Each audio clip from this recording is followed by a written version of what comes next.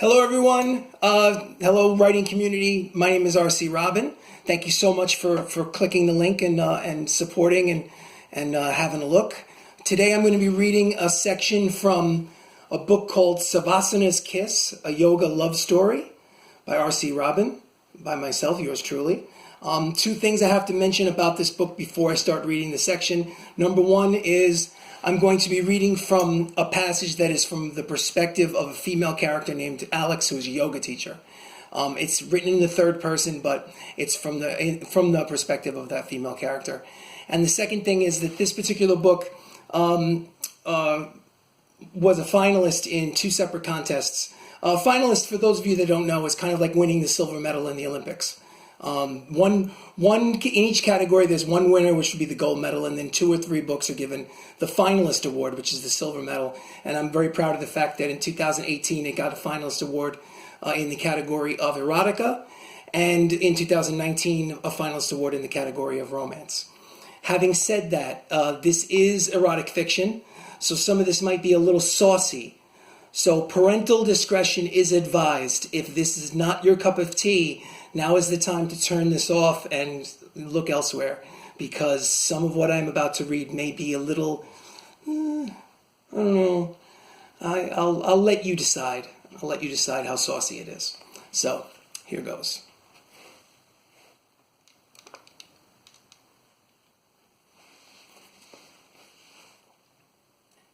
Alex found herself sitting tall with her legs crossed in lotus pose at her studio, waiting for Sean to arrive. Usually she had a group class on Thursday prior to his private session, but she must have canceled it because the room was empty. She looked at the wall clock. 5 minutes to 8, it said, watching the little red second hand on the timekeeper tick forward. They, meaning her other students, must have left early to beat traffic, she reasoned. Also, it seemed a little odd that she couldn't remember the traffic in on her own commute. Assuming it could have only been an uneventful ride, she decided to put those thoughts away and focus on the here and now. After all, he was coming soon, and she's very excited about all the new things that she planned to share with him this week. With a few minutes left to kill, she decided to take note of her studio, the place where she felt most safe.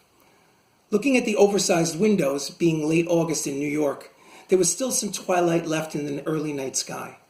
A light rain from a summer shower fell onto the plains of grass, creating a delicious pitter-patter sound that calmed her to the very core.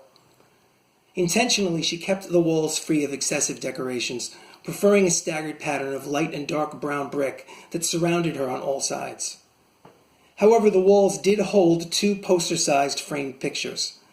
The first was important but generic, an artistic diagram of the 7 main chakra centers in the body, a guide to the inner sources of spiritual power.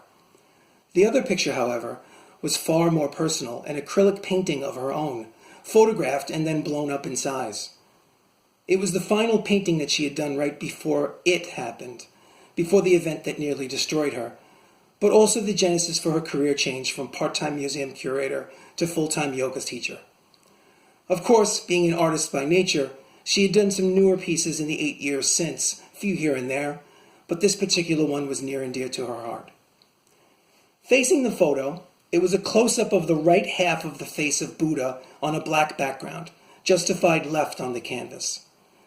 The face was cut down the center, the single eye closed, perhaps in prayer, painted abstractly, with shamrock green and crimson red and a few peppered strokes of bright gold.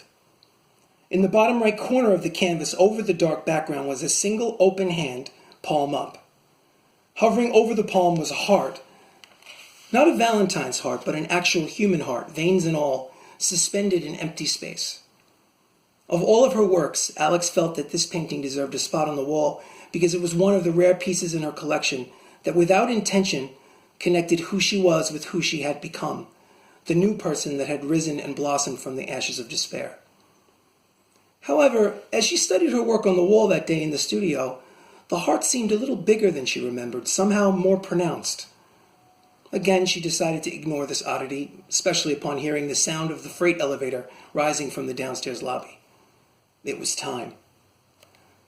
Sean arrived dressed and ready to go in his usual tightly fit Under Armour-style shirt, this one a chiseled royal blue. Unlike other Thursdays, his hair was dry and he carried no backpack, Only his yoga mat rolled under his arm. She stood up from her own mat upon his entry. Unexpectedly, he dropped his mat unceremoniously on the floor, calmly walked straight up to Alex, and wrapped her tightly in his arms, holding her in an embrace. This was a little unusual, but she did not protest because it felt warm and comforting. Eventually, he pulled back, his hands still lightly on her shoulders, staring deeply into her eyes. "I've been waiting to do that all week," he said. At this, she was speechless. I must be blushing, she thought, wishing that she had a mirror to check. Forcing herself to smile, she raised an eyebrow and pointed at his mat. Taking her subtle cue that it was time to begin, he sheepishly retreated to his usual spot on the hardwood floor, collecting his mat along the way. Deciding to shake things up a little bit, they began the session without a guided visualization, jumping right into a fast-paced vinyasa flow. Instead of leading the movements from her own mat, this time Alex talked him through the series as she walked around him in a semicircle, like a predator stalking prey, evaluating his performance from all angles. He seemed to be much more controlled than usual, more poised. At one point during the flow, Sean jumped back into plank position, holding himself at the top of his push-up, then dropping himself through chaturanga and into upward dog flawlessly. Honestly, she didn't remember teaching him the more challenging variation of cobra yet, but there he was, doing it with a teacher's ease.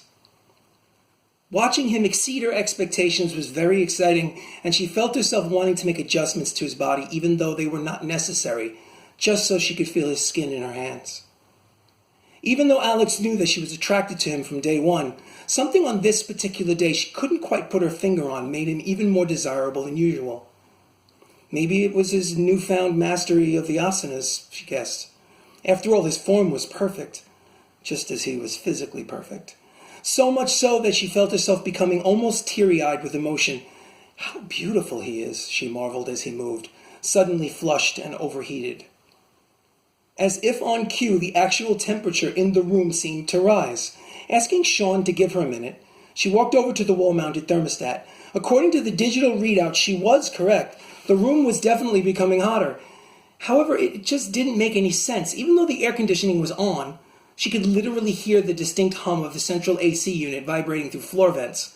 The temperature in the room was still rising. Her only thought was to text the building manager right after the session to send someone to fix it as soon as possible. After all, it was August, arguably the hottest month in New York. As expected, the sudden rise in temperature did not go unnoticed by her student. "May I take my shirt off?" "Of course." He peeled his fitted shirt over his head, revealing a body that belonged in a magazine. Broad shoulders, slim waist, 6-pack, no, 8. Alex couldn't believe her eyes. Somehow, his torso was a perfect collage of the most attractive features from her imagination and memory, all fused together into one human being. She literally fought the urge to bite him. "Do you work out?" she asked, the only thing she could think to say while her brain slowly recovered from the shock. "Yes, on and off my entire life," he replied. They locked eyes and stared at each other for a long moment. Then she realized that he was waiting on her reaction to follow her lead. She knew exactly what she wanted to do, but lacked the necessary courage. Instead, at least for the time being, she returned to yoga. Continuing with the flow, she coached him through a warrior series, eventually settling into the static warrior 2.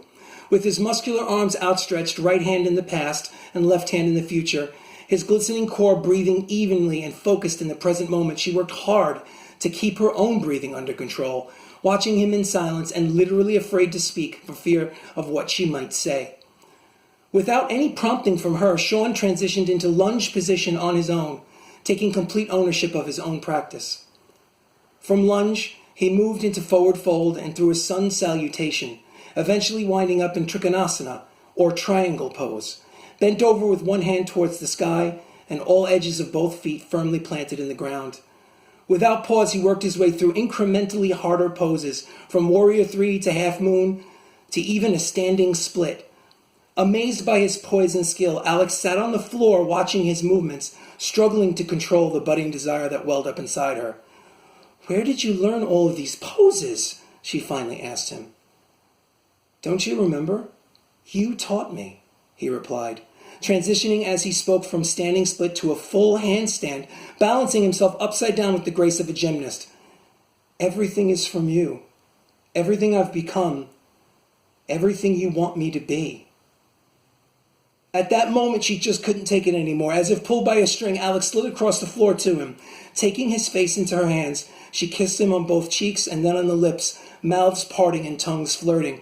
All the while, he maintained his headstand with perfect balance.